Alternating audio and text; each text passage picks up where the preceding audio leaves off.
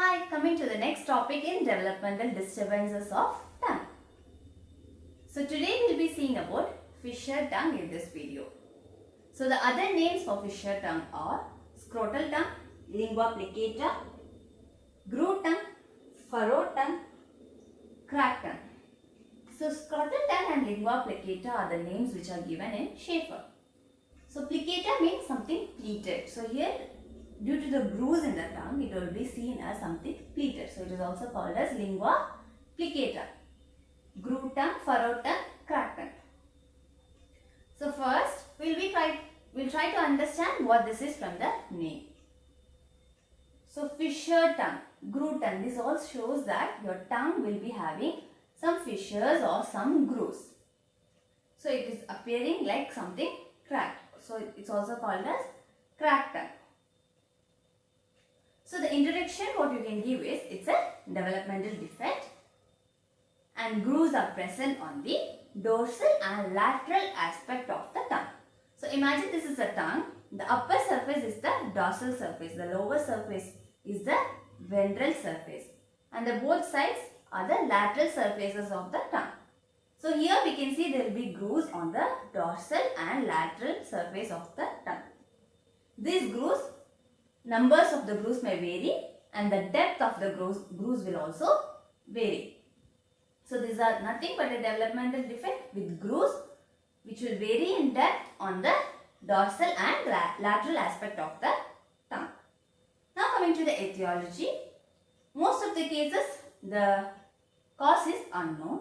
It has been also reported that some vitamin deficiencies can also lead to fissured tongue. But there has been reports of familial occurrence. So when it is inherited in an autosomal dominant pattern. Now we have two syndromes which will show fissured tongue. One is the Down syndrome and the second is Melkersson-Rosenthal syndrome. Melkersson-Rosenthal syndrome is also called as cheilitis granulomatosa. So it's quite important to remember fissured tongue and Melkersson-Rosenthal syndrome are interconnected. This syndrome you are not just going to see in fissured tongue, but it's another topic in developmental disturbance of lips and palate. In lips and palate, you will be seeing this as a separate topic in detail. So there will be a separate video in this. So just remember, in Melkersson-Rosenthal syndrome, we have a triad. It will be present with fissured tongue. Then there will be swelling in the lips or face. And third is our seventh nerve paralysis. That is our facial nerve paralysis or Bell's palsy. So remember, Bell's palsy, fissured tongue, facial or lip swelling we will see. Now coming to the clinical features. This is a benign condition. It is not malignant, it is a benign condition. Now when you see the gender, it has been quite common among males and females, but there is a slight higher predilection for males. It is slightly higher in males. These grooves or fissures will be appearing in our childhood. But as the child grows, as we reach the adulthood, the grooves will be also increasing in size. So there is increase in size with increase in age. And most of the time, the fissured tongue will be not diagnosed, like the patient will not come with a complaint of fissured tongue because it is asymptomatic. Only on a routine intraoral examination, most of the times it is diagnosed.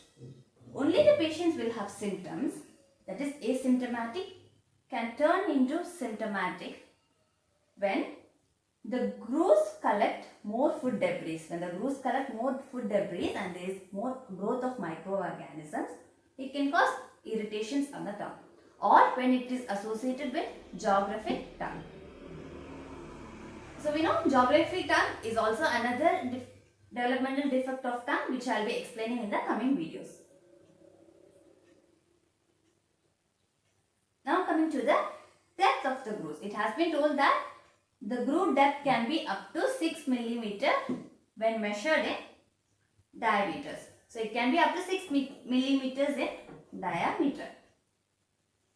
Now coming to the histology. So in fissured tongue, most of the times we will not go for biopsy because as you see clinically, you will be quite sure that it is a fissured tongue. But when you see it histologically, there will be no filiform papillae. So you know we have three papillas: filiform, fungiform and circumvallate papillae. So filiform papillae, which makes the most number of papillae on the dorsal surface of tongue, will be absent when you see it histologically in a fissured tongue. Now the thickness of lamina propria. Lamina propria is the layer of connective tissue. So here the thickness of lamina propria will be more. There will be hyperplasia of the retapex. The retapex will be more hyperplastic. There will be overgrowth, that is there will be overgrowth of the epithelium. Neutrophilic microabscesses. You can see microabscesses of the neutrophilic cells.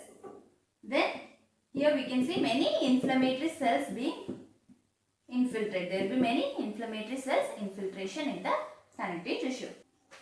So next coming to treatment.